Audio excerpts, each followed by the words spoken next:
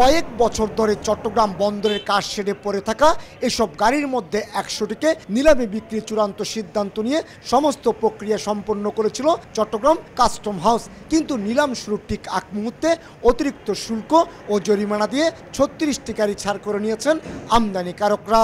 দ্রুত তারা ট্যাক্স পরিশোধ করে খালাস করে নিয়ে যাচ্ছে, গভর্নমেন্ট তার রাজস্ব এখান থেকে বেশি পাচ্ছে। আমরা নিলামের মাধ্যমে গেলে হয়তো দাম কিছু কম পেতে পারতাম, বাট যেহেতু রাজস্ব পরিশোধ করে তারা গাড়িগুলো খালাস নিয়ে যাচ্ছে, আমরা রাজস্বের দিক দিয়ে আমরা বেনিফিশিয়ারি হচ্ছি।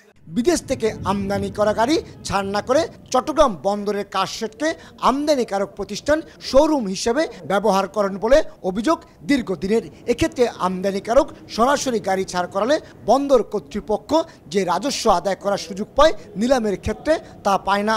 তবে এবার বন্দর কর্তৃপক্ষের চাপের মুখে কাস্টম হাউস নিলাম প্রক্রিয়া শুরু করলে গাড়ি ছাড় করাতে তোড়জোড় শুরু করায় টনক নড়ে আমদানিকারক প্রতিষ্ঠানগুলোর।